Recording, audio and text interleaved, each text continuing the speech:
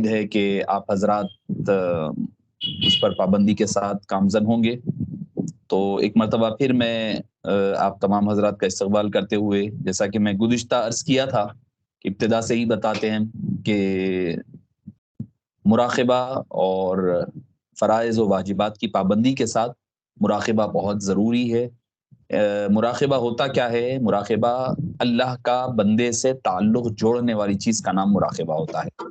جب بندہ مراقبہ کرتا ہے تو اس سے بندے کا تعلق اللہ کے ساتھ مضبوط ہو جاتا ہے، اور ایسا ہوتا ہے کہ بندہ اپنے رب کی دربار میں متوجہ ہوا کرتا ہے۔ مراقبہ ایک اہم چیز ہوتی ہے جس کے ذریعے سے بندہ اپنے پروردگار حقیقی کے ساتھ راست طور پر جڑ جایا کرتا ہے۔ تو ہمیں کچھ ہو یا نہ ہو، اپنے مراقبے کو ضرور پابندی کے ساتھ کرنا ہے۔ اور مراقبہ کہتے کس کو ہیں کہ میڈیٹیشن ہم جس کو کہتے ہیں، یا سیکلوژن، یعنی تنہائی میں آدمی غور و فکر کرے، تدبر کرے، تفکر کرے، غور کرے کہ اپنا رب کون ہے، پہچاننے کی کوشش کرے۔ اسی کا نام معرفت ہے، اسی کا نام عرفان ہے۔ اپنے رب کو پہچاننا، بندہ جس وقت اپنے رب کو پہچان لیتا ہے، اپنے آپ کو پہچان لے گا تو وہ رب کو پہچان لے گا۔ جب رب کو پہچان لے گا تو دنیا اور آخرت اس کی کامیاب ہو جایا کرتی ہے۔ تو سب سے بڑا مسئلہ یہ ہے کہ آدمی اپنے آپ کو پہچانے، اپنے آپ کو جانے کہ ہم ہے کون، اور اللہ تعالیٰ نے ہمیں کیوں پیدا کیا ہے، کیا وجہ ہے جس کی وجہ سے اس نے ہماری تخلیق فرمائی ہے۔ یہ بہت اہم چیز ہے، ہم اس کو بھول جاتے ہیں۔ بس دنیاوی زندگی میں ہم مہو ہو جاتے ہیں، مصروف ہو جاتے ہیں، جس کی وجہ سے اپنے رب سے ہی ہم بیگانے ہو جاتے ہیں۔ اپنے رب کو ہی پہچانتے، اپنے آپ کو نہیں پہچانیں گے تو لازمی بات ہے رب کو بھی نہیں پہچان پائیں گے آپ۔ اگر رب کو پہچاننا ہے تو سب سے پہلے اپنے آپ کو پہچاننا ہوگا۔ اپنے من میں ڈوب کر پاجا سراغ زندگی، تو اگر میرا نہ بنتا نہ بن اپنا تو بن۔ پہلے ہمیں اپنے آپ کے بننا پڑے گا، آخر ہم ہے کون۔ اچھا، اس کی میں آپ کو ایک ادنا سی مثال دوں گا۔ انسان کیا سمجھتا ہے، اسی دوران ہمارے احباب، چونکہ ابھی 9:30 ہوئے ہیں تو چند احباب جو جوائن ہو چکے تھے ہمارے بہنیں اور بھائی، تو میں کلاس کا آغاز کر دیا۔ جب تک کہ اور بھی حضرات جوائن ہو جائیں تو ہماری جو گزشتہ ہم توبہ پر رکے تھے اس کے اور کچھ چیزیں جو باقی تھی اس کے تکمیل کرتے ہیں۔ آپ کو ایک مثال دیتا ہوں میں ایک مثال۔ انسان کیا سمجھتا ہے کہ اپنے پاس طاقت ہے، پیسہ ہے، پاور ہے، انٹیلیجنس ہے، علم ہے تو آدمی کامیاب ہوتا ہے، سمجھتے ہیں؟ یہ سمجھتے ہیں نا؟ اگر آپ ہماری اپنی پیدائش، چونکہ ماشاءاللہ سے سبھی حضرات ایجوکیٹڈ ہے، ویل ایجوکیٹڈ، اور خاص طور پر اکثریت کا تو شاید میں سمجھتا ہوں کہ بیک گراؤنڈ بھی سائنس سے ریلیٹڈ ہے، تو ہماری اپنی پیدائش اور تخلیق پر آپ ذرا غور فرمائیے، غور فرمائیے۔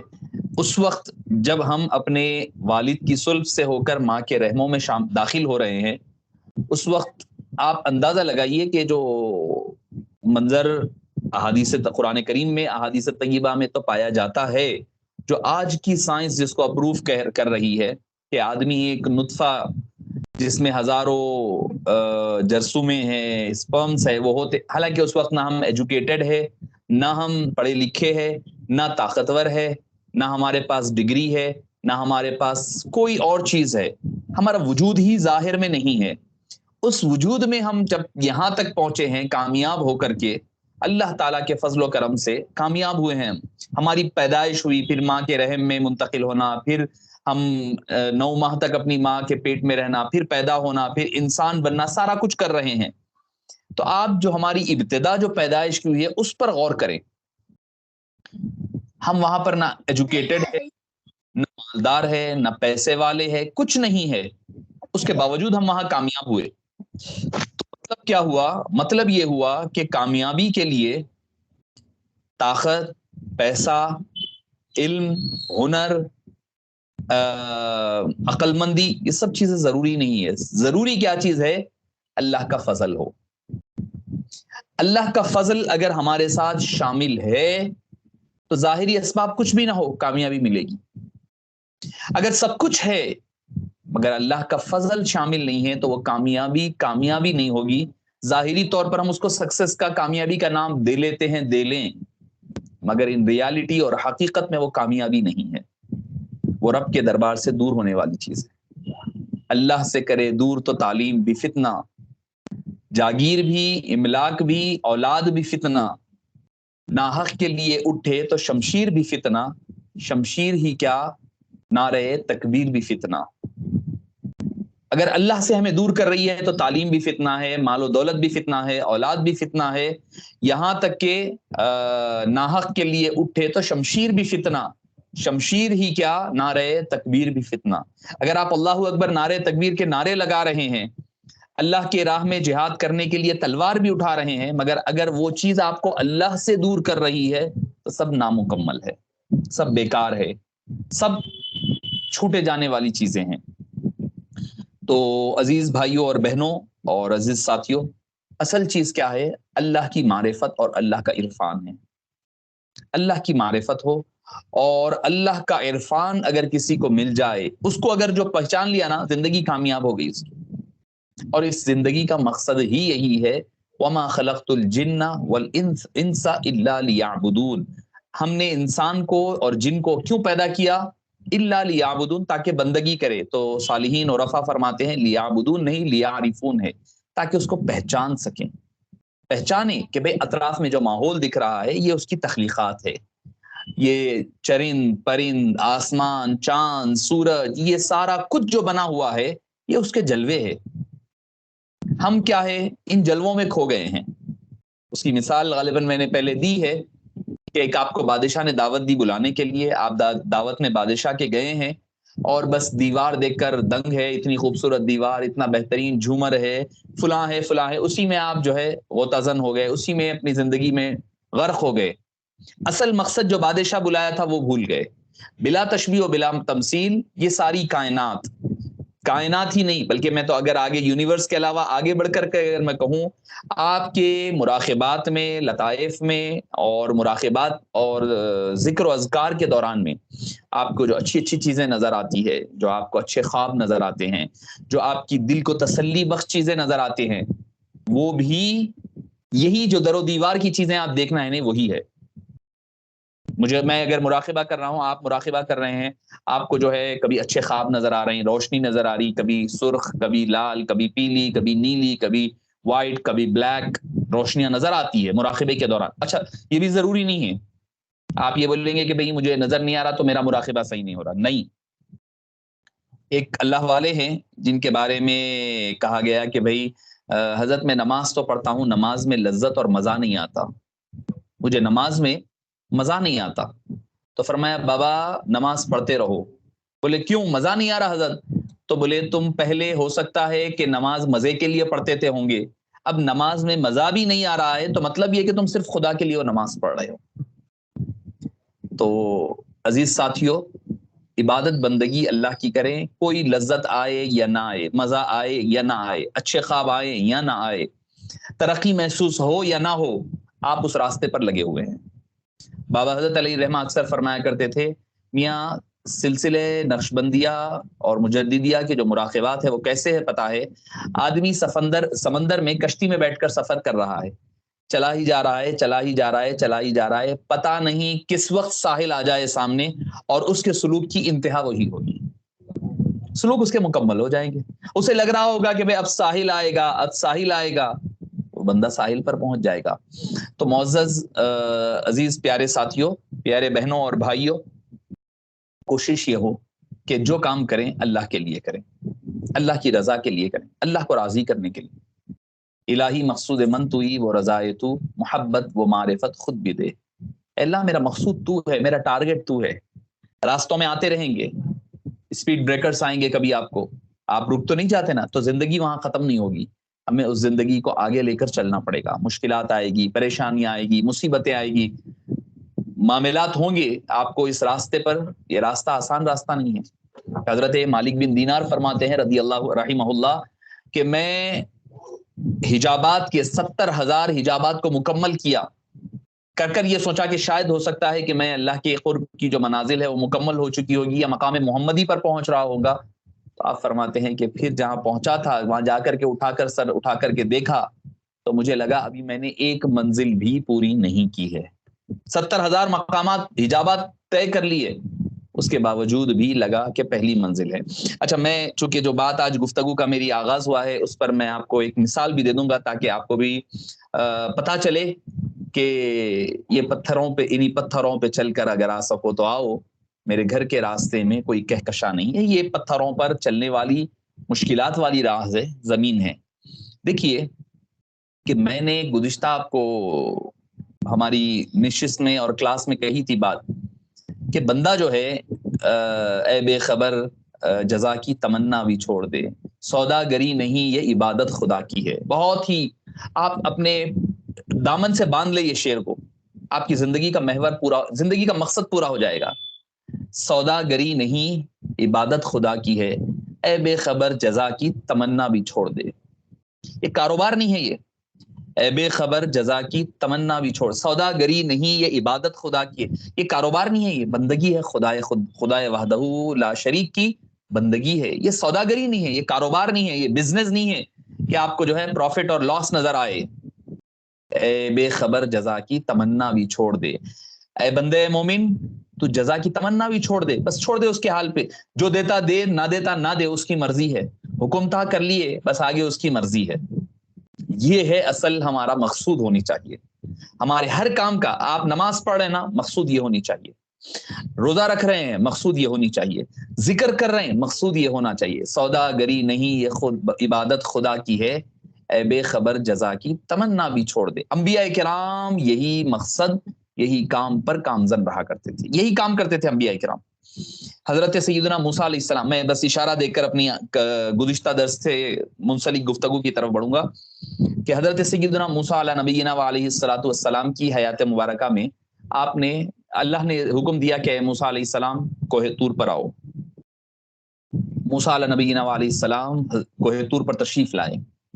تشریف لانے کے بعد اللہ تعالیٰ سے عرض کرنے لگے ربی ارینی، اے اللہ مجھے اپنا آپ دکھا، ربی ارینی، اے اللہ تیرا جلوہ دیکھنا چاہتا ہوں، کہ میں تجھے دیکھنا چاہتا ہوں۔ قال ربی ارینی، اے اللہ مجھے اپنا آپ دکھا۔ اللہ نے فرمایا قال لن ترانی، اے موسیٰ تم مجھے نہیں دیکھ سکتے۔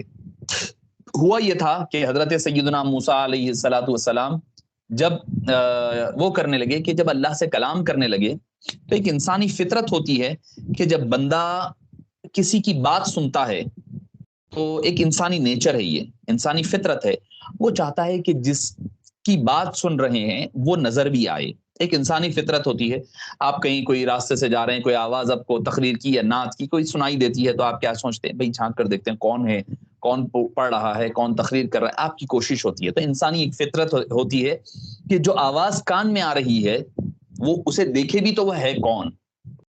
اب جب اللہ کی کانوں میں رس گھولتی ہیں صدائیں، پھر اللہ کا کلام ہے، کیا نہیں عالم ہوگا۔ حضرت موسیٰ علیہ نبینا والے ان کے خوش قسمتی پر رش کریں کہ ناز کریں کہ کیا خوش قسمتی تھی حضرت سیدنا موسیٰ علیہ السلام کے۔ اللہ تعالیٰ بذات خود اپنا کلام ان کے کانوں پر بھیج رہا ہے، ان کے عقل پر، خرد پر اللہ کا کلام اتر رہا ہے، کان ان کے سن رہے ہیں اللہ کا کلام۔ تو سوچنے لگے کہ بھئی بات جب اس کے آواز آ رہی ہے تو ہم اس کو دیکھ بھی لیتے ہیں کہ ہے کون وہ ذات۔ جب کلام اتنا خوبصورت ہے تو ذات کتنی خوبصورت ہوگی۔ دعا لے کر پیش ہو گئے، اللہ تو مجھے جو ہے اپنا جلوہ دکھا۔ اللہ نے فرمایا کہ اے موسیٰ نہیں، تم نہیں دیکھ سکتے۔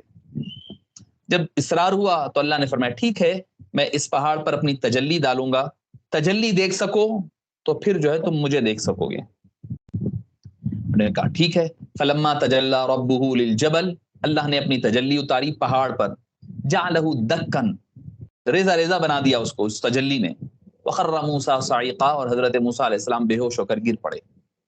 فلما افاقا، جب ان کو افاقہ ہوا، جب وہ اپنے کانشیسنس میں آئے، اپنے پریویس حالت میں جب آئے، افاقہ ہوا، فلما افاقا قال، سب سے پہلے حضرت موسیٰ کہہ رہے ہیں سبحانک انی تبت الیک، اللہ تو پاک ہے، میں توبہ کرتا ہوں تیرے دربار میں۔ وَأَنَا أَوَّلُ الْمُؤْمِنِينَ، اور میں مومنین میں اولین ترین ہوں، میں توبہ کرتا ہوں۔ اب آپ ذرا غور کریے، اللہ کا دیدار کرنے کی خواہش کے یہ مانگ کر توبہ کیوں کر رہے ہیں حضرت موسیٰ علیہ السلام؟ وجہ کیا ہے توبہ کرنے کی؟ انی تبت الیک، اے پروردگار میں تیرے دربار میں توبہ کرتا ہوں۔ کیوں توبہ کی حضرت موسیٰ نے؟ آپ کبھی غور کیا؟ قرآن کریم میں ہے، آپ 8واں پارہ اٹھا کر کے تفصیل پڑھ سکتے ہیں۔ قال سبحانک انی تبت الیک وانا اول المؤمنین. کیوں توبہ کریں؟ کس چیز سے توبہ؟ تو دیکھیے جو آدمی مقام و مرتبے میں جتنا بلند ہوتا جاتا ہے نا، وہ بلندی کے بعد وہ طمع کی طلب بھی نہ رکھے. اللہ تعالیٰ کے قرب میں ہے نا، وہاں پر خواہش بھی ختم ہو جائے. تمنا، وہ جو دیدار کی جو خواہش تھی، وہ دیدار تھا نا، وہ تو خود خدا نہیں تھا. آپ پوائنٹ سمجھ رہے ہیں کہ وہ دیدار ہے، وہ خود خدا نہیں ہے. یعنی دیدار کی خواہش بھی اللہ کی ذات میں فنا کر دینا، اپنی ذات نہیں. خواہش بھی حضرت موسیٰ کی خواہش ہے نا، اللہ کی عطا سے تو، مرضی سے تو نہیں اللہ عطا فرما رہا ہے. وہ بھی حضرت موسیٰ کی خواہش ہے. فرمایا کہ نہیں اے موسیٰ، وہ ابھی خواہش باقی ہے. سوداگری نہیں، یہ عبادت خدا کی ہے. اے بے خبر جزا کی تمنا بھی چھوڑ دے. تو ابھی تو خواہش ہے نا، ابھی بے خبری نہیں آئی ہے. جزا کی تمنا، اللہ کا قرب ہے تو یہ خواہش پیدا، ان کی خواہش ہے. یقیناً خواہش بہت اعلیٰ و عرفہ ہے، اللہ کے دیدار کی خواہش ہے، مگر وہ خواہش بھی تو خواہش ہی ہے. فرمایا کہ نہیں اے موسیٰ، یہ بھی جب ہماری ذات میں، ہماری مرضی میں فنا ہو جائے گی، تب جا کر کے ہم وہ دیدار عطا کریں گے. حبیب پاک صلی اللہ علیہ وسلم، اب آ جائیے آپ صلی اللہ علیہ وسلم کے پاس. حبیب پاک صلی اللہ علیہ وسلم کی ذات مبارکہ جب معراج، شب معراج پہنچے، اللہ نے پوچھا اے حبیب مانگو، کیا مانگتے ہو؟ تو مصطفیٰ کریم علیہ السلام نے فرمایا التحیات للہ والصلوات والطیبات. اے اللہ، میری جسمانی، ظاہری، باطنی تمام عبادتیں، بندگی سب تیرے آگے فنا ہیں. میں اپنی بندگی عاجزی پیش کرنے آیا ہوں. بولے کوئی اور خواہش نہیں ہے؟ نہیں، کوئی خواہش نہیں، ہر خواہش تیری مرضی کے آگے فنا کر چکا ہوں. تو اللہ نے فرمایا اے فرشتوں، میرے اور میرے حبیب کے درمیان جو حجابات ہے، جو پردے ہیں، وہ پردوں کو گرا دو اور اجازت دی اے حبیب، اب آپ جی بھر کر کے میرا دیدار کر لو. تو یہ فرق ہوتا ہے مقام موسیٰ میں، موسوی میں، مقام موسوی میں اور مقام محمدی کا فرق یہ ہے. مقام محمدی کیا ہے؟ اپنی ذات، اپنی مرضی، اپنی خواہش، اپنی ہر چیز کو اللہ کے آگے فنا کر دینا. تو بندہ جب اللہ کے قرب میں، تو مطلب یہ تصوف کی جو راستے ہم طے کرتے ہیں، اس میں کا ایک مقام ہے.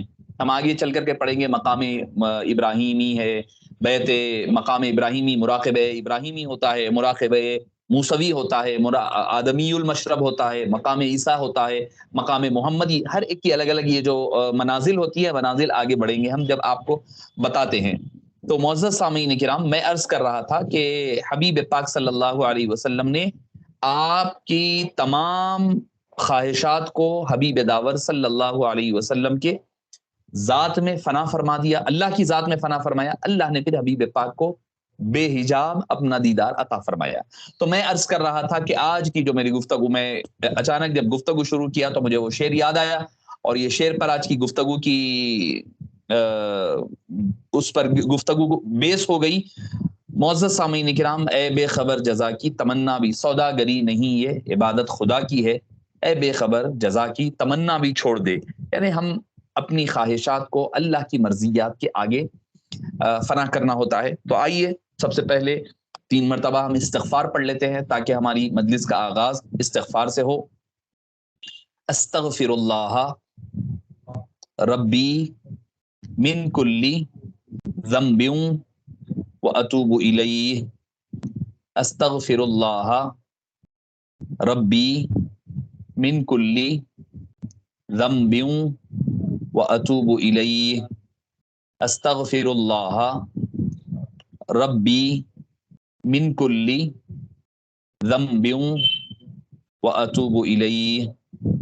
لا الہ الا اللہ وحدہ لا شریک لہ الملک ولہ الحمد یحیی ویمیت وہو علی کل شیء قدیر. اللہم صلی علی سیدنا محمد وعلی آلہ وصحبہ افضل صلواتک وعدد معلوماتک وبارک وسلم صلاۃ وسلاما علیک یا سیدی یا رسول اللہ صلی اللہ تعالی علیہ وسلم۔ معزز سامعین کرام، گزشتہ درس میں ہم نے توبہ کے حوالے سے گفتگو کا آغاز کیا تھا۔ توبہ پر ہم گفتگو کر رہے تھے، تو اس کے چند کچھ چیزیں جو ریلیٹڈ ہیں، ایک دو باتیں آپ کی گوش و گزار کرتے ہوئے پھر ہم انشاءاللہ العزیز آگے کے دوسرے یعنی مقامات عشرہ 10 اسٹیپس جو ہے 10 چیزیں جو ایک سالک کے لیے ایک مرید کے لیے ضروری ہوتی ہیں کہ وہ 10 مراحل طے کرتے ہوئے وہ قرب خداوند قدوس، چونکہ آدمی کیا ہے اپنے مراقبات کا اور لطائف کا آغاز کرنے سے پہلے وہ اس کا دہن، اس کا دل، قلب، زبان وغیرہ پاک ہو جائے، ہونے کے بعد جب بندہ اللہ کے قرب میں پہنچتا ہے تو ہر چھوٹے چھوٹے عمل کا بدلہ اور اس کو بہترین جزا ملا کرتی ہے۔ دیکھیے کہ محبت، جب توبہ آدمی کرتا بھی کب ہے؟ جب اس کو محبت ہو۔ اس کی ایک مثال مجھے یاد آ رہی ہے، حضرت سیدنا ابراہیم خلیل اللہ علیہ السلام کے پاس ملک الموت آئے اور آ کر کہنے لگے کہ اے ابراہیم علیہ السلام، چلیے آپ کا رب آپ کو بلا رہا ہے، روح قبض کرنے کے لیے آیا ہوں۔ حضرت ملک الموت کہنے لگے کہ اللہ تعالیٰ یاد کر رہا ہے، تو بولے اے ملک الموت، کیا تم نے کبھی دیکھا ہے کہ ایک دوست دوسرے دوست کو مارتا ہے، اس کی جان لے لیتا ہے؟ کیا کوئی دوست کبھی لیتا ہے؟ اللہ میرا دوست ہے نا، اللہ تعالیٰ خلیل اللہ ہے، خلیل اللہ آپ کا لقب تھا، تو اللہ کا دوست ہوں میں، تو کیا کوئی دوست اپنے دوست کی روح لیتا ہے کیا؟ روح قبض کرتا ہے کیا؟ ملک الموت جو ہے اللہ کے دربار میں گئے، جا کر عرض کرنے لگے باری تعالیٰ، حضرت ابراہیم کہہ رہے ہیں کیا کوئی دوست اپنے دوست کو قتل کرتا ہے، یعنی اس کی روح لیتا ہے، اس کی جان لیتا ہے، مار دیتا ہے؟ تو اللہ تعالیٰ نے فرمایا اے ملک الموت، جاؤ جا کر کے حضرت ابراہیم سے پوچھو کیا کوئی دوست کو جب اس کا دوست بلائے، دعوت دے، تو وہ آنے سے انکار کرتا ہے کیا؟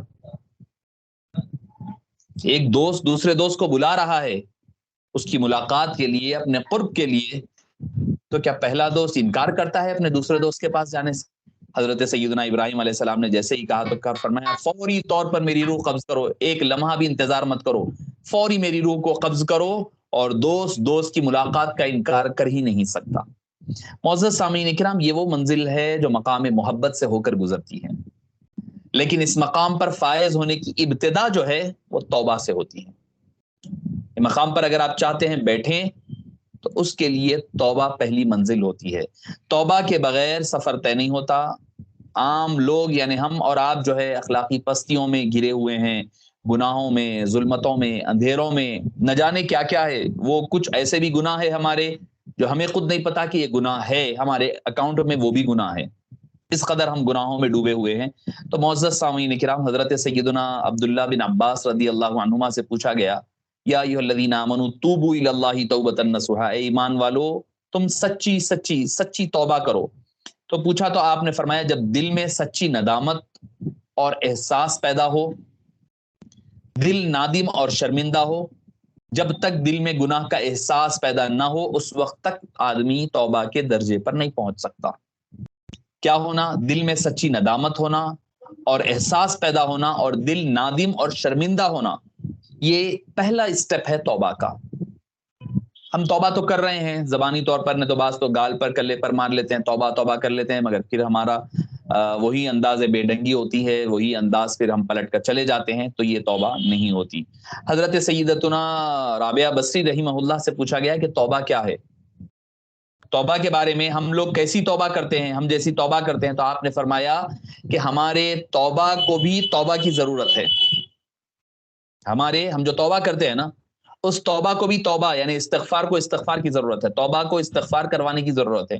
یعنی ہمارے توبہ بھی اس لیول کی ہے کہ اس میں بھی نام نمود صبح و شام معافی مانگ رہی، لیکن اس معافی میں بھی ہم نعوذ باللہ خدائے وحدہ لا شریک کا مذاق اڑا رہے ہیں۔ کیسے؟ اب توبہ کر رہے ہیں، ہم یہ گناہ نہیں کریں گے، پلٹ کر وہی گناہ کر رہے ہیں۔ ہم توبہ کر رہے ہیں، یہ کام کریں گے، یہ کام کے چھوٹنے پر توبہ ہو رہی، پھر دوسرے لمحہ وہ چیز ہم سے چھوٹ جا رہی۔ تو مطلب کیا ہے؟ آپ فرماتی ہے کہ ہم توبہ تو کر رہے ہیں مگر اللہ کا نعوذ باللہ مذاق اڑا رہے ہیں۔ جب دوبارہ گناہ کی طرف لوٹنے کا ارادہ ہے تو پھر وہ توبہ کا مذاق اڑانا ہے، اس توبہ کو بھی پھر توبہ کی ضرورت ہے۔ تو ہمارا گناہ اگر اس قدر بڑھ جائے، ہم اس مقام پر پہنچ جائیں کہ بھئی ہمیں اپنے گناہوں کا احساس نہیں ہو رہا، پھر اس گناہ کی طرف بڑھنے کا ارادہ ہے، تو معزز سامعین کرام پھر وہ توبہ توبہ نہیں ہوتی، بس کھیل مذاق بن کر رہ جاتا ہے۔ دیکھیے صوفیاء کرام فرماتے ہیں کہ انسان کے اندر جو ہے چند عادتیں ہیں، ان عادتوں سے بندے کو توبہ کرنا پڑے گا، اور توبہ بھی کیسے ہو، آپ کو کس چیز سے کیسی توبہ آپ کے سامنے ذکر کروں گا۔ دیکھیے صفت سببیہ کہا جاتا ہے پہلی چیز، یعنی پہلی صفت سبیہ یعنی بری جو عادتیں ہوتی ہے اس کی توبہ ہو۔ کیسے؟ انسان کی طبیعت میں موجود پہلی چیز جو اس کو گناہوں پر اکساتی ہے وہ یہی صفت ہوتی ہے۔ کیا کرتی؟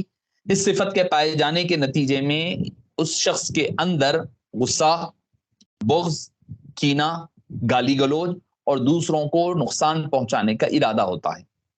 اس کو صفت سبیہ کہا جاتا ہے۔ بری عادتیں جو ہوتی ہے، کیا آدمی کے اندر غصہ پیدا ہو رہا، غصے میں آ جا رہے ہیں آپ، شدید غصہ ہو جا رہا، دوسرے سے بغض ہے، کینہ ہے، کپٹ ہے، دوسرے کے لیے دل آپ کا میلا ہے، کسی کے بارے میں بھی کچھ سنتے فوری دل میں آپ میلا گندگی پیدا کر رہے ہیں، پھر اس کے بعد حسد اور بغض کی وجہ سے دوسرے کو نقصان پہنچانے کا ارادہ کر رہے ہیں آپ، تو یہ صفت سبیہ ہے۔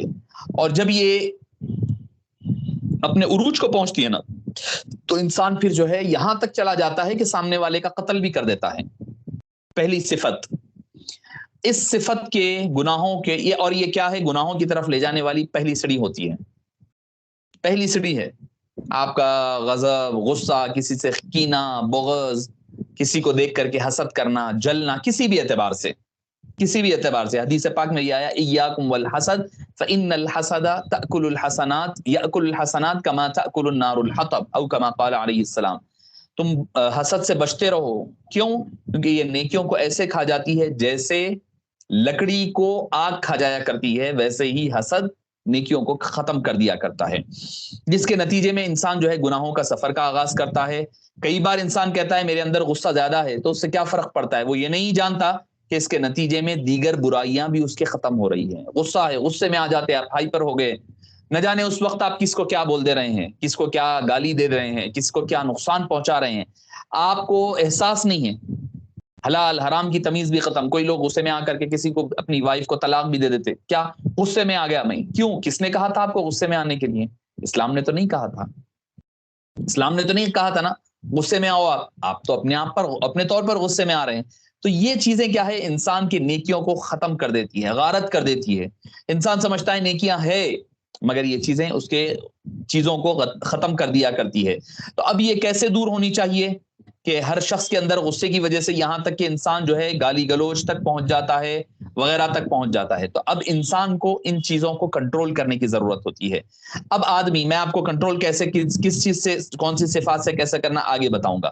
پھر دوسرا ہے صفت بہیمیہ۔ انسان کے اندر پائی جانے والی دوسری جو بری عادت ہے وہ صفت بہیمیہ ہے۔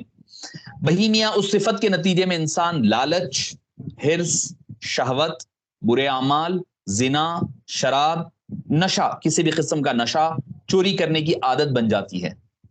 ابتدائی صفت کیا تھی؟ سبیہ کے ذریعے سے کیا ہوتا؟ غصہ، حرص، جھوٹ سے وہ سفر شروع ہوا تھا، اب لڑائی جھگڑا، گالی گلوچ تک جا پہنچا، پھر جب دوسرے مقام پر پہنچا تو اس میں جو ہے پھر مالی خیانت ہو جا رہی، چوری کر رہی، شہوت ہے، شہوت پرستی ہے، اور دیگر برائیاں، گناہوں میں آدمی سیکنڈ لیول پر چلا جا رہا ہے۔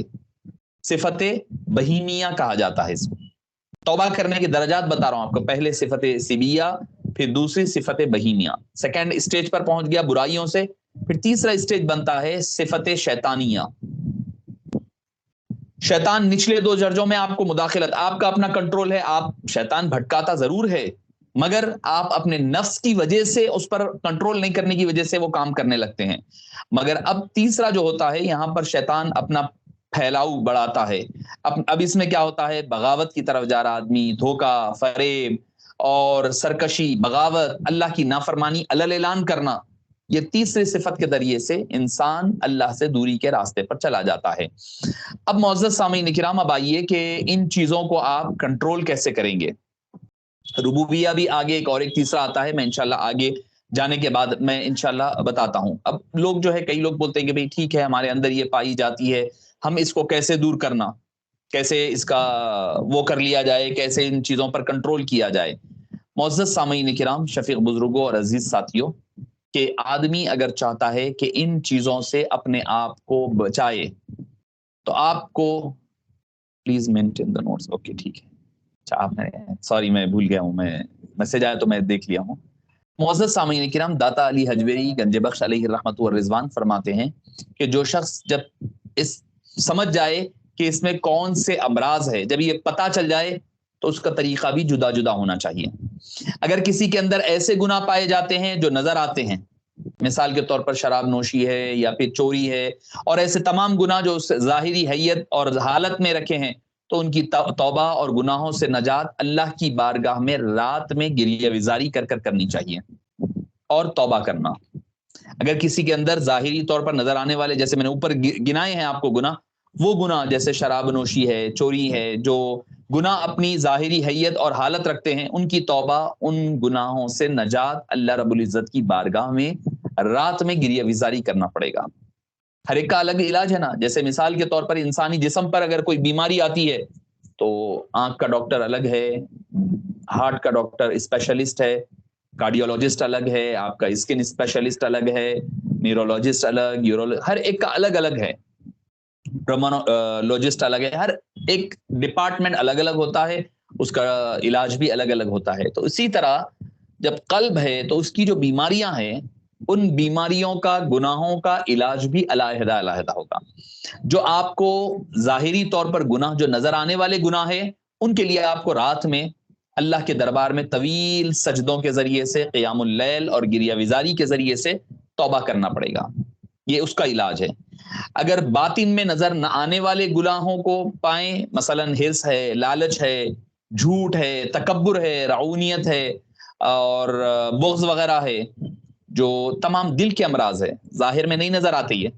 نظر آنے والے چوری, ڈاکہ, لڑائی جھگڑا, یہ نظر آ رہا ہے, گالی گلوچ, تو اس کے لیے رات کی عبادت ہے. آپ کو مرض کا علاج بتا رہا ہوں, توبہ کیسے ہو, اس سے رات میں اٹھ کر کے توبہ کرنی چاہیے. اب دوسرا درجہ ہے جس کی بیماریاں نظر نہیں آتی, گناہ صورت میں نظر نہیں آتی, تو ان امراض کے علاج کے لیے اللہ والوں کی صحبت کو اختیار کرنا, اور دوسری چیز مخلوق خدا کی خدمت کرنا. دل کی جو بیماریاں ہیں نا, اللہ والے کی صحبت سے دور ہوتی ہے. آپ بولیں گے رات میں قیام کر کر, ٹھیک ہے وہ بھی ہو سکتا ہے, مگر داتا علی حجویری گنج بخش علیہ الرحمت والرضوان, جو حضرت حضور داتا غریب نواز کے مطلب روحانی پیشوا اور بزرگ ہے, جن کی بارگاہ میں 3 سال تک آپ نے چلہ کشی کی ہے. کون؟ غریب نواز نے, لاہور میں. داتا گنج بخش علی حجویری لاہوری علیہ الرحمہ کشف المحجوب میں لکھتے ہیں کہ پہلا مرض جو نظر آتا ہے اس کے لیے رات کی گریہ وزاری ہو. جو مرض نظر نہیں آتا ہے, غرور ہے, تکبر ہے, رعونیت ہے, یہ چیزیں جو دل سے تعلق رکھنے والی ہیں, ان امراض کے لیے آپ فرماتے ہیں اللہ والوں کی صحبت اختیار کریں. اگر کسی کو اللہ والے کی صحبت نصیب نہیں ہوتی ہے تو آپ کے پاس ان کی بارگاہوں پر حاضری دیا کریں اور وہاں جا کر کے مراقبات کیا کریں. تصور رکھیں کہ انہی حضرات کا فیض آپ کو مل رہا ہے, تو اس سے بھی آپ کے یہ قلبی امراض دور ہوا کرتے ہیں. اور مخلوق خدا کی خدمت کرنا, یعنی نہ نظر آنے والے گناہ خدمت و صحبت سے دور ہوتے ہیں. خدمت ہو, صحبت ہو, تو اس سے جو نظر نہ آنے والے گناہ ہیں وہ گناہ دور ہوا کرتے ہیں. اس کی توبہ اس قسم کی ہے.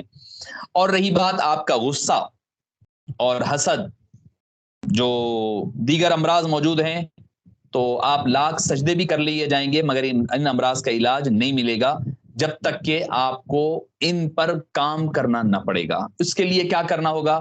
اس کے لیے یہ تصور رکھیں کہ ہر بندہ جس سے آپ مل رہے ہیں وہ مجھ سے افضل ہے. اپنے آپ کو حقیر سمجھے, اپنے آپ کو کمتر سمجھے, اپنے آپ کو بڑا نہ سمجھے. لاکھ آپ کے اندر علم ہوگا مگر آپ یہ سمجھیں کہ آپ کے اندر علم نہیں ہے. سامنے والے کو اپنے سے زیادہ سمجھیں. اللہ تعالیٰ نے حضرت سیدنا موسیٰ علیہ السلام اور حضرت سیدنا خضر علیہ السلام کی واقعے میں جو سورہ کہف میں ہے, اس کی تفصیلات کا ذکر فرمایا ہے. حضرت موسیٰ کو حکم دیا حضرت خضر کے پاس جائیں. حضرت خضر حالانکہ نبی ہیں یا ولی ہیں اس پر بحث ہے. اگر وہ نبی بھی ہے تو حضرت موسیٰ ان سے افضل ترین نبی ہیں رتبے کے اعتبار سے, کیونکہ اولو العزم من الرسل ہے, یہ عام نبی ہیں. تو ان کے پاس بھیجا گیا. کیوں؟ کیونکہ بندہ ولایت کے درجہ پر پہلا قدم ہوتا ہے اپنی انا کو ختم کرنا. اپنی انا ختم ہونی چاہیے، انا نہیں ہو، اپنے آپ کو کچھ بھی نہ سمجھے، علم کے اعتبار سے غرور و تکبر وغیرہ ختم کرنا. جیسے میں نے گزشتہ کہا، حضور حضرت امام جعفر صادق رضی اللہ عنہ فرماتے ہیں کہ نماز کی معراج دعائے معصورہ ہے. اور ایک بات کہہ دوں کہ دعائے معصورہ سے مطلب اللہم انی ظلمت نفسی نہیں ہے. صرف دعائے معصورہ ہر اس دعا کو کہتے ہیں جو قرآن اور حدیث میں آئے، اس کو دعائے معصورہ کہا جاتا ہے. چونکہ اکثر کوئی دعائے معصورہ کہہ کر کوئی دعا دوسری کہیں گے تو لوگ پریشان ہو جاتے ہیں، ارے بھائی یہ تو دعائے معصورہ تو صرف اللہم انی ظلمت نفسی ہم یاد کریں. نہیں، ہر وہ دعا جو قرآن یا حدیث میں آئے ہے اس کو دعائے معصورہ کہا جاتا ہے. معزز سامعین کرام، توبہ سب سے اہم چیز ہے. تو آپ کو میں یہ بتا رہا تھا کہ توبہ کون سے عمل کی کس درجے سے، کس لیول کے ذریعے سے آپ کو توبہ کرنا پڑے گا. ہر ایک عمل کے لیے علیحدہ علیحدہ اس کا مرض ہے، اس مرض کا علیحدہ علاج بھی ہے. یاد رکھیں کہ توبہ ایک ایسی چیز ہے کہ جس کے ذریعے سے آپ کے سارے گناہ ایسے دھل جاتے ہیں جیسے کہ آپ نے گناہ ہی نہیں کیا تھا. آپ نے حضرت فضیل بن عیاض کا تو واقعہ سنا ہوگا. مجھے ایک مشکات نہیں، صحیح مسلم امام نووی کی ریاض الصالحین کا واقعہ، مجھے ایک واقعہ بنو اسرائیل کا ہے. بریفلی آپ کو ان شارٹ بتا کر کے اپنی گفتگو آگے بڑھاؤں کہ پھر سوال جواب بھی ہے، پھر ذکر کا طریقہ بھی بتانا ہے. ایک شخص تھا جس نے 100 قتل کیے تھے، 99 قتل کیے تھے، 99 قتل کیا. مسلم شریف کی حدیث پاک ہے بنو اسرائیل کا. اس نے 99 قتل کیا. قتل کرنے کے بعد اس نے ایک راہب کے پاس گیا، پوچھا کہ بھئی کیا توبہ کا کوئی دروازہ ہے، چانس ہے؟ اس نے کہا 99 قتل کس کو بولے، نہیں ہے، کوئی چانس نہیں ہے، اب تو تم سیدھا دوزخ میں جاؤ گے. اس کو غصہ آیا اور اس نے اسی عیسائی راہب کا قتل کر دیا. اب اس کے 100 قتل ہو گئے، مگر دل میں تڑپ تھی توبہ کی، سچا لگن تھی، ارادہ تھا کہ نہیں جو میں کیا غلط کیا. یعنی احساس ندامت، دل کے اندر شرمندگی، یہ جب پیدا ہو جاتا ہے نا تو سب سے بڑی توبہ کا درجہ ہے. ایک کسی اہل دل کے پاس گیا، پوچھا کہ بھئی کوئی توبہ کا دروازہ ہے؟ اس نے کہا کہ کون ہوگا جو تمہارے رب کے درمیان میں آئے؟ تم ہے، تمہارا رب ہے، کوئی نہیں آ سکتا سچے دل سے توبہ کرو. مگر ہاں ایک کام کرو، اس بستی میں جس میں تم گناہ کیے ہیں، ایک کام کرو، یہ بستی چھوڑ دو، چھوڑ کر فلاں بستی میں چلے جاؤ. اذهب الى القرية الصالحة، اس نیکوکاروں کی بستی میں. حالانکہ نیکوکار رہ رہے ہیں، الى القرية الصالحة کہا، نیک بستی. بستی نیک کیسا ہوتی؟ بستی میں تو گناہگار بھی ہوں گے، اچھے لوگ بھی ہوں گے، جانور بھی ہوں گے، انسان بھی ہوں گے، لیت پلیت سب ہوتا ہے. مگر جہاں اللہ والے ہوتے ہیں، ان ایک کی پاکی ساری ناپاکیوں کو کور کر دیتی ہے، کے اوپر حاوی ہوتی ہے. اسی لیے حدیث پاک میں مسلم شریف میں اذهب الى القرية الصالحة، اس نیک بستی کی طرف چلے جاؤ. تو معزز سامعین کرام، وہ شخص جو 100 آدمیوں کا قاتل ہے، دل میں تڑپ ہے توبہ کی، لے کر نکلتا ہے. نکل کر جب اس بستی کے قریب پہنچتا ہے، ابھی جاتا ہے، راستے میں آدھا راستہ مکمل ہوتا ہے، اس کی موت کا وقت آ جاتا ہے. ملک الموت آ کر اس کی روح لے لیتے ہیں، روح قبض کر لی ہے. اب روح کون لے جائے گا؟ نیک فرشتے، جنت والے یا دوزخ والے؟ اب لڑائی شروع ہو گئی، دونوں ٹیم آ گئی ہے. یہ ڈپارٹمنٹ بولتا ہے یہ ہماری روح ہے، 100 کا قاتل ہے. دوزخ والے کہہ رہے ہیں، جنت والے کہہ رہے ہیں نہیں اس نے توبہ کا ارادہ کیا ہے، ہم لیتے ہیں. وہ کہتے ہیں توبہ کا ارادہ کیا، توبہ بھی تو نہیں کی نا ابھی. بہرحال یہ کیس اللہ کے دربار میں پیش ہوتا ہے. میں مطلب اپنے الفاظ میں بیان کر رہا ہوں، اللہ عز و جل کے دربار میں پیش ہوتا ہے. اللہ عز و جل فرماتا ہے جاؤ ایک کام کرو، جہاں اس کی لاش پڑی ہوئی ہے، جو اس کی ڈیڈ باڈی پڑی ہوئی ہے، وہاں سے اس بستی کی طرف جہاں پر اس نے قتل کیا 100 قتل، ناپو، میجرمنٹ کرو. اور ادھر سے، کیونکہ درمیان میں نہ ادھر ہے نہ ادھر ہے، اس کی ڈیڈ باڈی سے نیکوکاروں کی بستی کی طرف ناپو، دیکھو کہ وہ کس بستی کے قریب ہے. اب فرشتے تو گئے. دوسری مسند ابو یعلا کی حدیث پاک میں ہے، اللہ تعالیٰ نے جو نیکوکار لوگوں کی بستی ہے نا، زمین کو حکم دیا، امر اللہ تبارک و تعالی الارض ان تقربوا، کہ اللہ نے اس زمین کو حکم دیا تھوڑا قریب ہو جائے، سکڑ جائے، تھوڑا قریب ہو جائے، سکڑ جائے. یعنی وہ لاش جو ہے بندے کی پڑی ہوئی، اس سے تھوڑا قریب ہو جائے. جب میجرمنٹ کیا گیا، اللہ نے تو انصاف کا، دیکھیے وہ اس کا العدل، عدل کرنے والا، انصاف کرنے والا ہے. عدل کا تقاضا کیا تھا کہ میجرمنٹ کروایا، سارے اس کے مراحل پورے کروائے. اب رحم کا اور کرم کا معاملہ کیا ہے؟ اس نے ادھر حکم دے دیا زمین کو کہ تم سکڑ جا، قریب ہو جا. جب ناپا گیا تو بندہ جو ہے چند قدم نیکوکاروں کی بستی سے قریب تھا. اللہ نے حکم دیا اس کو جنت والے لے جائیں اور اس کو جنت میں داخل کر دیں چونکہ یہ نیکوکاروں کی بستی کے قریب پہنچ چکا تھا. تو ایک تو نیکوکار لوگوں کے ساتھ صحبت کا فائدہ، پھر توبہ کا، صرف توبہ کا اس نے سچے دل سے ارادہ کیا، اللہ تعالیٰ نے اس کو توبہ کرنے والوں میں شامل فرما لیا. تو توبہ اس قدر اہم ترین چیز ہے ہماری زندگیوں کے لیے. اچھا، توبہ میں جو ہے کیا شرائط ہونی چاہیے؟ پہلی چیز یہ ہے کہ خالص اللہ کی رضا اور خوشنودی کے لیے ہونی چاہیے، کسی کے دکھاوے کے لیے، کوئی دنیاوی مقاصد کے لیے نہیں ہونی چاہیے، صرف خالص اللہ کی رضا کے لیے. ہمارے پاس ہوتا ہی ہے کوئی مشکل آ گئی ہمارے اوپر تو ہم سچے دل سے توبہ کر لیتے ہیں، اللہ اب یہ مشکل آئی ہے تو اب توبہ کے لیے نکلتے ہیں. کہیں بدنامی ہوگی، کہیں پکڑے جائیں گے، کہیں پکڑے جانے کا ڈر ہے، کچھ یہ ہونے کا، کوئی نقصان ہونے کا ڈر ہے، تو اللہ اب نہیں کروں گا، میں آئندہ نہیں کروں گی، آئندہ یہ گناہ نہیں ہوگا مجھ سے.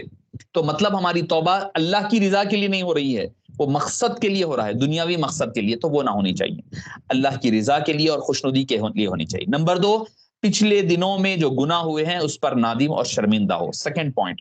تھرڈ پوائنٹ یہ ہے توبہ کرنے والا پختہ ارادہ کرے کہ وہ آئندہ اس گناہ کے قریب نہ جائے گا اور اللہ کے حضور توبہ کر رہا ہے. چوتھا پوائنٹ، توبہ قبول ہونے کے وقت میں کی جائے، کیونکہ کوئی خاص مواقع ہوتے ہیں جب توبہ قبول ہوتی ہے، یعنی اس کے خاص اوقات ہیں. یعنی آدمی تہجد کا وقت ہے، نماز اذان اور نماز کے درمیانی وقت ہے، دعائیں بھی قبول ہوتی ہے، توبہ بھی قبول ہوتی ہے. اور جب بندہ جو ہے تنہائی میں بیٹھا ہوا ہے، اس کے دل پر اللہ کو یاد کرتے ہوئے آنکھوں سے آنسو آئیں اور اس کے جسم پر رونگٹے کھڑے ہو جائیں، اس وقت دعا کریں اور توبہ کریں، اللہ تعالیٰ فوری طور پر قبول کیا کرتا ہے. پانچواں، اگر اس گناہ کا تعلق بندوں کے حقوق سے ہے تو توبہ قبول ہونے کی پانچویں شرط یہ ہے کہ وہ صاحب حق کا حق ادا کرے.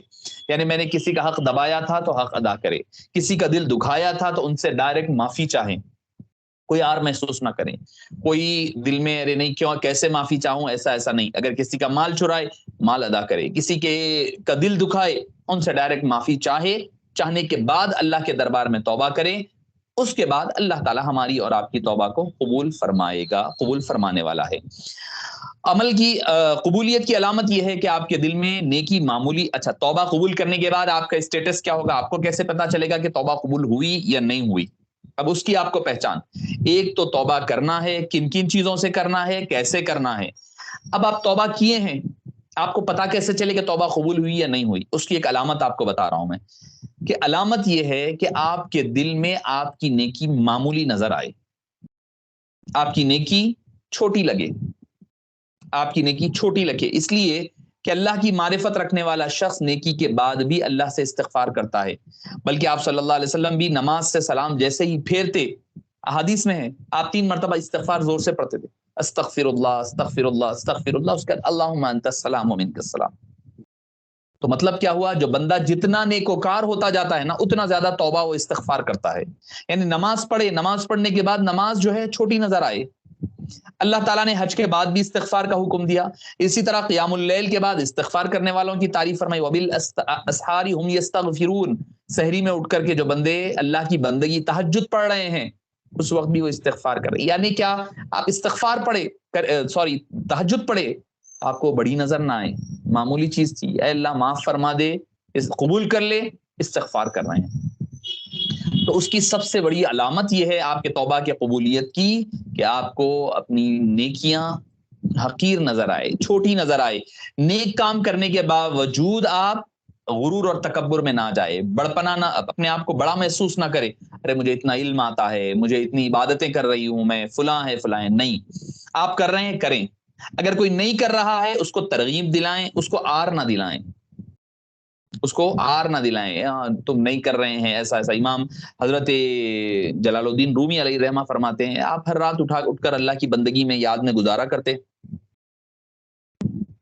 ہوا یہ کہ ایک مرتبہ آپ کے فرزند بھی اٹھ گئے آپ کے ساتھ، اور اٹھنے کے بعد جو ہے والد کے ساتھ عبادت کرنے لگے. عبادت کرنے کے بعد جو ہے کہنے لگے بابا یہ اتنا اچھا وقت ہے، حسین وقت ہے، خوبصورت ترین وقت ہے، اللہ کی رحمتوں کا نزول ہو رہا ہے، مگر دیکھیں یہ لوگ جو سو رہے ہیں خالی سوتے پڑے ہوئے ہیں، یہ بھی اٹھ جاتے تو ان کو کیا نہیں ملتا تھا.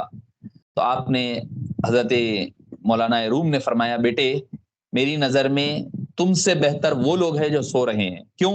وہ کم سے کم سو رہے ہیں، کوئی گناہ تو نہیں کر رہے ہیں. تم اٹھے، اللہ نے تمہیں توفیق دی، مگر تم اپنے آپ کو اس نیکیوں کا حقدار سمجھ کر سامنے والے کو گرا رہے ہیں کہ وہ اٹھے نہیں، نماز نہیں پڑھے، تہجد نہیں پڑھے، فلاں فلاں، ان کو حقارت کی نظر سے دیکھ رہے ہیں۔ میری نظر میں تم بھی بہتر تھا کہ سو جاتے تو زیادہ بہتر تھا۔ تو اپنی نیکیاں حقیر نظر آئے، کمتر نظر آئے۔ جو بندہ جتنا تواضع اختیار کرتا ہے، من تواضع للہ رفعہ اللہ لہ، تو جو بندہ جتنا تواضع انکساری اختیار کرتا ہے تو اللہ تعالیٰ پھر اس کو بلند کیا کرتا ہے۔ تو معزز سامعین کرام، توبہ یہ ہے، توبہ نیکیوں سے بھی ہونی چاہیے، توبہ کے درجات ہوتے ہیں۔ بندہ اپنے دربار، اللہ کے دربار میں ہر وقت توبہ کرتا رہے، نیکیوں کی توبہ کرے، اپنے اچھے اعمال کی توبہ کریں، اپنے گناہوں کی توبہ کریں، اور جو گناہ نظر نہ آ رہے ہیں ان گناہوں کی بھی اللہ کے دربار میں وقتاً فوقتاً توبہ کیا کریں۔ تو آپ کو کرنا کیا ہے؟ جب نماز آپ پڑھتے ہیں، سلام پھیرتے ہی پہلا کام آپ کا استغفار کم سے کم 3 مرتبہ پڑھیں، استغفر اللہ استغفر اللہ استغفر اللہ۔ حبیب پاک صلی اللہ علیہ وسلم کی عادت مبارکہ تھی۔ کیا تصور کرتے ہوئے، اے اللہ میں تیرے دربار میں ٹھہرنے کے قابل نہ تھا، ٹھہر گیا، اب تو اپنے فضل سے، اپنے کرم سے تو اسے قبول فرما لے۔ اس ارادے کے ساتھ آپ اللہ کے دربار میں ٹھہرنی چاہیے، اور کوشش یہ کرنی چاہیے کہ آدمی جو ہے، اچھا سوال کیا فرما رہے ہیں کہ تواضع کس کو کہتے ہیں؟ تواضع کس کو کہتے ہیں؟ دیکھیے، وضع یضع، کہ اپنے آپ کو کمترین سمجھنا۔ وضع یضع کے معنی ہے رکھنے کے معنی ہوتے ہیں۔ تواضع اپنے آپ کو اللہ کی نظر میں سب سے حقیر ترین سمجھنا، اس کو تواضع کہا جاتا ہے۔ تواضع اور انکساری ہم جس کو کہتے ہیں نا، اس کو کہتا، اور اس میں بھی کوئی بناوٹ نہ ہونی چاہیے، حقیقتاً ہونی چاہیے۔ نہیں میں عاجز ہوں، میں مطلب گناہگار ہوں، سیاکار ہوں، بول رہے ہیں آپ، مگر اپنے اندر نفس موٹا ہے، اپنے آپ کو some thing I am feeling I am some thing, مگر لوگوں کی اندر اپنا روب دبدبا بنانے کے لیے کہہ رہے ہیں نہیں نہیں میں تو گناہگار ہوں، سیاکار ہوں، خطا کار ہوں۔ ظاہری طور پر کہہ رہی ہیں، مگر اندر اگر آپ اپنے آپ کو سم تھنگ سمجھ رہے ہیں، کچھ سمجھ رہے ہیں، تو مطلب یہ ہے کہ وہ غرور و تکبر ہے، وہ انا ہے، وہ موٹی انا ابھی اندر ہے۔ وہ انا یہ لے جاتی ہے، یہی آدمی کو گھمایا کرتی ہے، شیطان کو وہ مرتبے سے، مقام قرب سے رضالت کے مقام پر پہنچانے والی چیز یہ انا تھی۔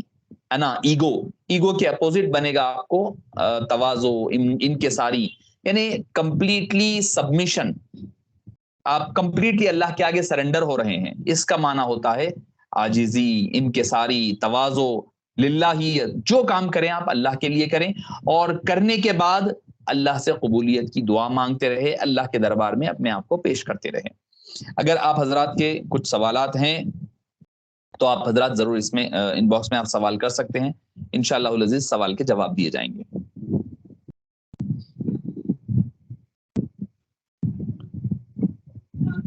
ذکر کے بعد 3 بار استغفار، پھر اللہم انت السلام، نماز کے بعد سوری جی حضرت، ظاہر اختیار کرنا آسان ہے، باطن سے مٹانا مشکل ہے۔ جی وہی تو کہہ رہا ہوں میں، ظاہر میں کر لینا کوئی کمال نہیں ہے، ظاہر میں تو ہر کوئی کر لے گا، دکھاوا وہ تو پھر ریاکاری کی طرف چلے جائیں گے ہم۔ ظاہر میں تو سبھی کرتے ہیں، ظاہر میں تو اچھے بننا کمال نہیں ہے، باطن میں بننا ہے۔ اللہ والے کیا کرتے، سب کچھ ہوتا ان کے پاس، اس کے باوجود بھی عاجزی، انکساری، اپنے آپ کو ایسا پیش کرتے جیسا کہ بہت بڑے گناہگار ہے۔ وہ بھی ایک صوفیہ کرام طبقے فرقہ ملامتیہ کہا جاتا ہے۔ ملامت اردو میں بھی ہم بولتے ہیں ملامت کرنا، اپنے آپ پہ ملامتیہ کرتے کہ اپنے آپ کو برا پیش کرتے لوگوں کے سامنے، اس کے دربار میں اچھے ہوا کرتے۔ تو لہٰذا اپنے آپ کو حقیر سمجھنا دل سے اصل ہے، دل سے اصل سمجھنا ہے۔ جب بندہ یہ سمجھتا ہے کہ ہر چیز اللہ ہی کے لیے ہے، کسی کا کوئی قبضہ و اختیار نہیں ہے، قدرت کسی کے ہاتھ میں نہیں ہے، صرف اور صرف اللہ ہی کے ہاتھ میں ہے، عزت ہے، ذلت ہے، نام ہے، مقام ہے، شہرت، سب اللہ ہی دینے والا ہے۔ یقیناً اللہ والے ہیں، اور انبیاء کرام، اولیاء کرام، آقا کریم علیہ السلام یقیناً ہے، مگر حقیقی طور پر اللہ ہی کے قبضے و قدرت میں ہے۔ جب یہ بندہ یہ تصور کر لینا، اس کے بعد پھر بندہ بے فکر ہو جاتا ہے، اس کو کوئی فکر نہیں رہتی کیا ہو رہا کیا نہیں ہو رہا، اس کو بے پرواہ ہو جاتا ہے۔ وہ آج میں جمعے کا جو خطاب ہو رہا تھا اس میں عرض کر رہا تھا کہ جو اخلاق بہترین ہوتا ہے، اللہ تعالیٰ اس کو جو ہے ایک جنت میں محل عطا فرمائے گا۔ کیا ہے، وفی الجنت غرف، جنت میں جو ہے باغات ہوں گے، محلات ہوں گے۔ کیسے ہوں گے؟ یرا ظاہرھا من باطنھا ویرا وباطنھا من ظاہرھا، اس کا ظاہر و باطن اندر باہر ویزبل رہے گا، نظر آئے گا. تو میں بولا کہ بھئی ہو سکتا ہے کہ کسی کے ذہن میں یہ بات آئے کہ بھئی اچھی چیز تو نہیں ہے نا کہ بھئی ویزبل ہر چیز نظر آ رہی، کسی کی کوئی پرائیویسی نہیں ہوتی، پرائیویسی بریچ ہو رہی ہے یہاں پر کہ کیا ہو رہا اندر باہر والے کو ٹرانسپیرنٹ ہے، نظر آ رہا ہے. جب بندہ ایسا ٹرانسپیرنٹ بن جاتا ہے تو اللہ والا بن جاتا ہے، جنتی آدمی بن جاتا ہے. جنت میں اس کو کوئی چھپانے کی ضرورت نہیں رہے گی. جنت میں آپ کو مجھے اپنی پرائیویسی، کوئی بات پرائیویسی میں کرنا ہے، کوئی لوگوں کو نہیں نظر آنے والی بات کچھ نہیں رہے گی، ہر چیز obvious اور اوپن ہوگی. یہی اصل اللہ والوں کی تعلیمات ہوتی ہے. بندہ اندر جیسا ہے نا باہر ویسا جس دن بن جائے گا تو سمجھ جائے وہ اللہ کا ولی ہے، اللہ والا بن جائے گا. وہ اللہ والا بن جائے گا کب؟ جب اس کا ظاہر اور باطن ایک ہو جائے گا. تو اس چیز کی کوشش کرنی چاہیے کہ دنیا زمانہ کیا کہہ رہا ٹھیک ہے، کوئی مسئلہ نہیں ہے. کوئی دین کے معاملے میں، خاص دین کی بات کہہ رہا ہوں، دنیا کی بات نہیں، دین کے معاملے میں اگر جو ہے کوئی بات، اگر کوئی کچھ کہہ رہا ہے جانے دیجئے، اس کو نظر انداز کر دینا، اس کو اپنے حال پر چھوڑ دینا. اس سے بڑا مقام حسن خلق اور صوفیہ کرام کے نزدیک مقام نہیں ہے، کوئی درجہ نہیں ہے. حضرت آپ صلی اللہ علیہ وسلم کی پہلی شہزادی حضرت سیدتنا زینب رضی اللہ عنہا، وہ مکے سے ہجرت کر مدینہ تشریف لا رہی ہیں. دوران ہجرت جو ہے حبار بن اسود نامی ایک کافر تھے، بعد میں ایمان لائے. تو کیا کیے کہ وہ اونٹ پر حملہ کر حضرت سیدتنا زینب رضی اللہ عنہا کو گرا دیے، اونٹ سے گر گئے ہوں. اور وہ جو ہے اس وقت پریگننٹ تھی، حاملہ تھی، اور جس کی اس انسیڈنٹ کی وجہ سے وہ مسکریج بھی ہو گیا، اور اس کے چند مہینوں کے بعد آپ کی وفات بھی ہو گئی. تو آپ اندازہ لگائیے، آپ صلی اللہ علیہ وسلم نے جب یہ سنا، جب یہ حالات دیکھے تو آپ کو بڑا تکلیف ہوئی، بڑا دل تکلیف سے ملول ہو گیا، یہاں تک کہ آپ کی چشمان مقدس آنکھوں سے آنسو بھی رواں ہو گئے. مگر جب کچھ وقفے کے بعد وہی حبار بن اسود آپ صلی اللہ علیہ وسلم کی بارگاہ میں آئے توبہ کرنے کے لیے اور اسلام لانے کے لیے، آپ نے ان کی اپنی زبان پر ان کے لیے ایک لفظ استعمال نہیں فرمایا، بلکہ ان کے لیے جو کچھ انہوں نے کیا تھا سب معاف فرما دیا، اور پھر ان کو دائرہ اسلام میں داخل ہونے کی اجازت بھی دے دی. یہ ہے اصل کمال. جادو وہ ہے جو سر چڑھ کر کے بولے. اگر بیت چینج نہیں ہو رہا، اگر باطن چینج نہیں ہو رہا ہے، بلکہ ڈر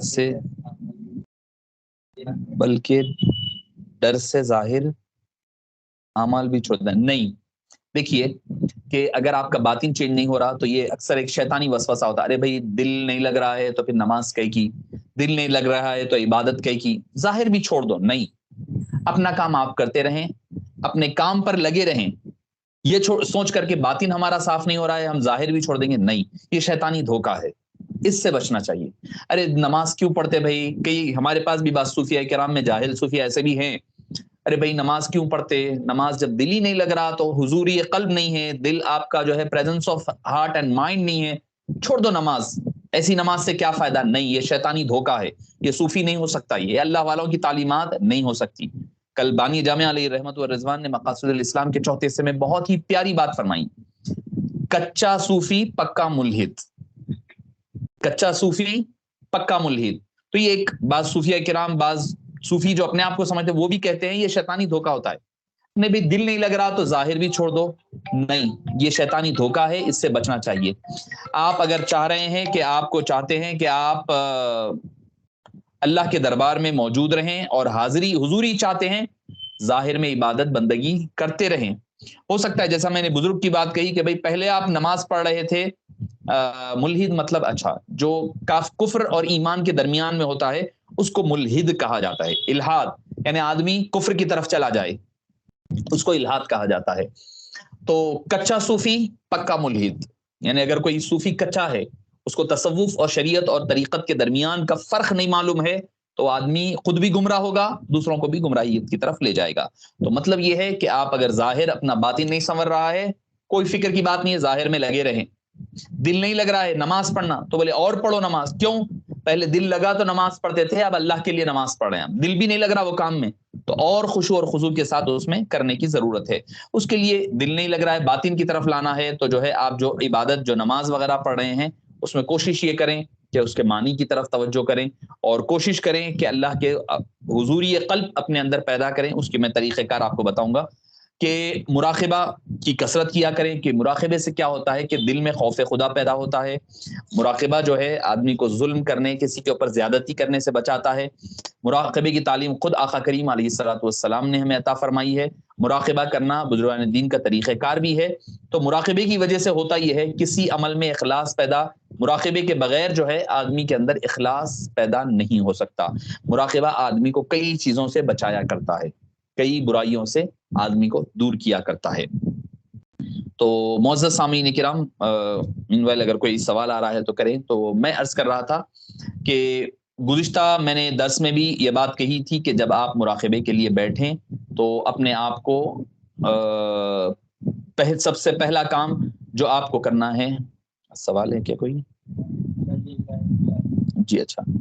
تو سب سے پہلا کام آپ کو جو میں نے گزشتہ درس میں بھی کہا تھا، مراقبے کی تیاری. مراقبہ کیسے کریں؟ تازہ وضو کر لیں، 2 رکعت نماز ادا کریں، تحیۃ الوضو پڑھ لیں اور صفائی تقوی کی جیسی ہے یہ تصور کے ساتھ 3 مرتبہ، 1 مرتبہ یا 3 مرتبہ کلمہ اشہد اللہ، کلمہ دوم جو ہم کہتے ہیں اس کو، شہادت کا کلمہ پڑھ لیں اور پھر اس کے بعد استغفار کر لیں. اس کے بعد پھر سورہ اخلاص کی تلاوت ہو سکے تو کر لیں اور پھر سورہ فاتحہ پڑھ کر اب جو ہے اپنے پیر و مرشد کا تصور کریں. ان کا قلب میرے قلب کے بالکل روبرو ہے اور آنکھ بند کر لیں. تصور کریں کہ اللہ کا فیض حبیب پاک صلی اللہ علیہ وسلم کے قلب مبارک سے ہوتا ہوا، تمام پیران طریقت کے قلوب سے ہوتا ہوا میرے قلب پر سرایت کر رہا ہے، میرے قلب پر اتر رہا ہے. اور چہرہ ڈھونڈنے کی مرشد سے کوشش نہ کریں. یہ کوشش نہ کریں کہ بھئی آپ اپنے پیر و مرشد کا چہرہ تلاش کریں، ان کو حقیقت میں پانے کی کوشش نہ کریں. ہو سکتا ہے کہ مایوسی ہوگی کیونکہ اس مقام اور اس مرتبے پر ہم ابھی پہنچتے نہیں ہیں.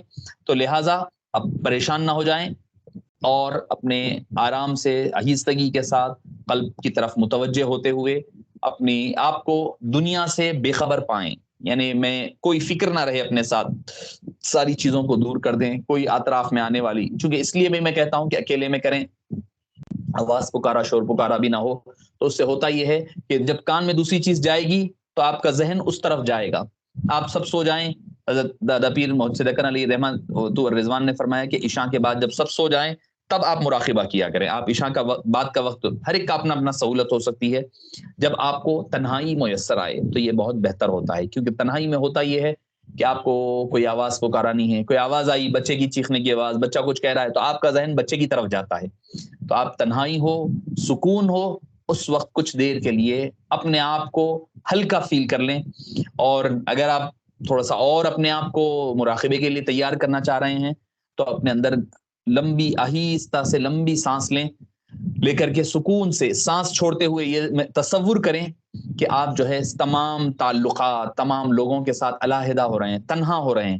تنہائی محسوس کریں. یعنی آپ جب اندر سانس لے کر چھوڑتے ہوئے محسوس کریں کہ میں ہر ایک سے جدا ہو رہا ہوں، ہر ایک سے الگ ہو رہا ہوں. میں تنہا اللہ عز و جل کی بارگاہ میں سامنے حبیب پاک صلی اللہ علیہ وسلم کے مواجہ کے سامنے ہوں اور اپنے پیر و مرشد کے قلب کے سامنے میرا قلب ہے. اپنی آہستہ سے جو سانس چھوڑ رہے ہیں آپ، تمام عزیز و اقارب سے، رشتہ داروں سے تنہائی میں جا رہے ہیں. اکیلا پن، میں ہوں، میری تنہائی میرا رب کے دربار میں حاضر ہوں. جب یہ تصور ہوگا تو جو ہے پھر آپ اپنے رب کے، جب آپ وہ مراقبہ کریں گے تو آپ خود محسوس کریے، اپنے آپ کو ہلکا محسوس کریں گے. لمبی سانس لیں، اپنے اندر لے کر کے جتنی دیر اگر ہولڈ کر سکتے ہیں تو تھوڑی دیر ہولڈ کریں، کر کے پھر اس کے بعد آہستہ آہستہ سانس چھوڑتے ہوئے تصور کریں میں ہر ایک سے اپنے تعلق کو توڑ رہا ہوں، دنیا سے علیحدہ ہو رہا ہوں، کاروبار سے، مال سے، پیسے سے، بیوی بچوں سے، ماں باپ سے، ہر ایک سے میں تنہا ہو رہا ہوں، الگ ہو رہا ہوں. اسی کا نام دیکھیے، بندہ دنیا میں کیسا ہوتا ہے پتا ہے، کیسا رہنا ہے پتا ہے. ایک بدخ ہے، ایک جو بدخ ہوتی ہے ڈک جس کو ہم کہتے ہیں، وہ پانی میں تیرتی ہے. پانی میں وہ تیرتے رہتی ہے مگر اس کے ونگ پر ایک پانی کا قطرہ نہیں نظر آئے گا آپ کو. آپ غور کریے کبھی، وہ تیرے گی، نیچے کی طرف سے تیر رہی ہے، اوپر اس کے ونگز ہوتے ہیں، اس کے اوپر کی باڈی پر پانی نہیں لگا ہوا رہتا ہے اور ٹھہرتا بھی نہیں ہے. ہماری زندگی بھی ایسی ہونی چاہیے. دنیا میں ہم رہیں، دنیا میں ڈوبے نہیں. فرق یہی ہونی چاہیے. ایک بدخ کی طرح ہم عبادت بندگی اللہ کی جب کرنے بیٹھے ہیں تو تمام چیزوں سے یکسو ہو کر ہم کوئی کام کر رہے ہیں، اپنے شوق کا کوئی کام کر رہے ہیں تو کیا کرتے ہیں، پورا کمپلیٹلی اس میں انوالو ہو جاتے ہیں، ہمتن گوش ہو کر کے ہم وہ کام کرتے ہیں، یعنی ہر طرف سے کٹ چھاٹ کر ہم لگے رہتے ہیں۔ تو اسی طرح بھی اس سے بڑھ کر ہونی چاہیے، جب اللہ کا ذکر ہو، مراقبہ ہو، تو پھر اور زیادہ ہمارا اللہ کے دربار میں یکسوئی کے ساتھ ہم پہنچے۔ کسی کو بولے کہ داڑھی رکھو تو وہ علامہ اقبال کی اگزامپل دیے، انہوں نہیں رکھے تھے تو بھی مقبول ہوئے۔ کیا فائدہ داڑھی رکھ کے، بنا رکھے بھی مقبول ہو سکتے ہیں۔ داڑھی رکھے تو حافظ صاحب، عالم صاحب بول رہے ہیں سب تو ہے نہیں، تو بول رہے ہیں کہ اچھا نہیں دکھتا۔ جی دیکھیے، پہلی بات یہ ہے کہ کسی کے رکھنے یا نہ رکھنے سے کوئی شرعی دلیل نہیں بن سکتی۔ علامہ اقبال رکھے یا نہیں رکھے، ان کا معاملہ ان کے ساتھ ہے۔ کہیں پر قرآن میں یا حدیث میں یہ بات نہیں آئی ہے کہ علامہ اقبال کو دیکھ کر کے تم اپنی زندگی گزارو، کہیں پر نہیں ہے۔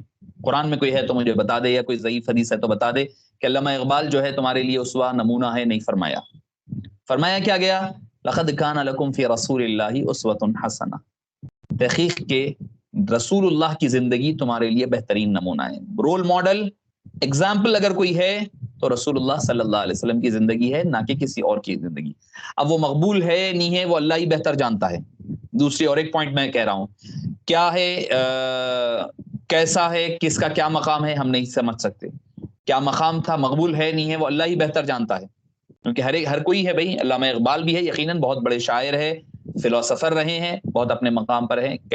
کئی چیزیں ایسی بھی ہے، چونکہ وہ کسی کی برائی مقصود نہیں ہے، مطلب مگر کچھ چیزیں ہیں ایسی بھی ہر ایک کے پاس ہوتی ہیں کہ کچھ کمیاں ہوتی ہے، کچھ چونکہ ان کے کچھ اشعار ہیں جس پر بہت زیادہ کلام بھی ہوا ہے، بہت زیادہ تنقیدیں بھی ہوئی ہے، کئی فتوے بھی نکلے ہیں۔ بہرحال وہ ایک علیحدہ ٹاپک ہے۔ تو مطلب یہ کہ ٹھیک ہے ان کے اشعار اچھے ہیں، تو مطلب یہ نہیں ہے کہ بھائی وہ ہمارے لیے ایک رول ماڈل بن جائیں گے، نہیں۔ کوئی بھی بڑا عالم ہوگا، میں ہوں یا کوئی دنیا کا سب سے بڑا عالم بھی اگر کوئی ہو جائے گا تو ہمارے لیے رول ماڈل نہیں ہو سکتا۔ کب ہو سکتا ہے رول ماڈل؟ جب وہ قرآن اور حبیب پاک اللہ اور اللہ کے حبیب صلی اللہ علیہ وسلم کے اس بتائے طریقے پر پورا اترتا ہے تو وہ رول ماڈل ہے، ورنہ ہمارے لیے وہ رول ماڈل نہیں ہو سکتا۔ رول ماڈل اللہ اور اللہ کے حبیب صلی اللہ علیہ وسلم کی بتائی ہوئی تعلیمات ہے۔ اچھا، لوگوں کو اچھا نظر نہیں آنا مطلب پھر ہم اللہ کے لیے نہیں کر رہے ہیں نا کوئی کام، رسول اللہ کے لیے نہیں کر رہے ہیں، لوگوں کے لیے کر رہے ہیں، پھر یہی تو ریا ہے۔ اسی کو تو ریا کرتے ہیں۔ اچھا نہیں دکھ رہا، آپ کو دنیا کے اعتبار سے مت دیکھیں کہ اچھا کیا دکھ رہا ہے کیا نہیں دکھ رہا ہے، یہ دیکھیں کہ کل قبر میں آپ جب جائیں گے، رسول اللہ صلی اللہ علیہ وسلم آپ کی بخشش کرانے کے لیے ٹھہریں گے، اس وقت رسول اللہ دیکھیں گے کہ آپ کا چہرہ تو رسول اللہ کے چہرے کی طرح نہیں ہے، کیا صورت لے کر کے ہم چہرہ دکھائیں گے؟ اگر سرکار فرما دے، سرکار مدینہ علیہ السلام، جب میں تیری شفاعت نہیں کرتا، تیرا چہرہ ہی میرے چہرے کی طرح نہیں ہے، تو کون سے یہ لوگ آئیں گے جو ان کو چھڑانے کے لیے آئیں گے؟ یہ جواب دیں گے کہ ہمیں فلاں علامہ اقبال ہو یا کوئی ہو یا کوئی ہو یا کوئی ہو، ان کی وجہ سے ہم نے داڑھی نہیں رکھی، تو وہاں پر تو کوئی پلٹ کر کے نہیں پوچھیں گے، ان کو ہر ایک کو اپنا اپنا سوال کا جواب دینا پڑے گا۔ تو بہرحال یہ ایک الگ موضوع ہے، الگ ٹاپک ہے۔ کوئی بعض وقت لگتا ہے کوئی ایسے لوگ بھی ہوتے ہیں جو مجذوب شکل کے ہوتے ہیں، ان کا ظاہر و باطن ظاہری طور پر تو وہ مجذوب ہوتے ہیں، وہ مجذوب ہوتے ہیں، ان کے اوپر شریعت کا اطلاق ہی نہیں ہوتا، شریعت ان کے اوپر اپلیکیبل نہیں ہوتی ہے۔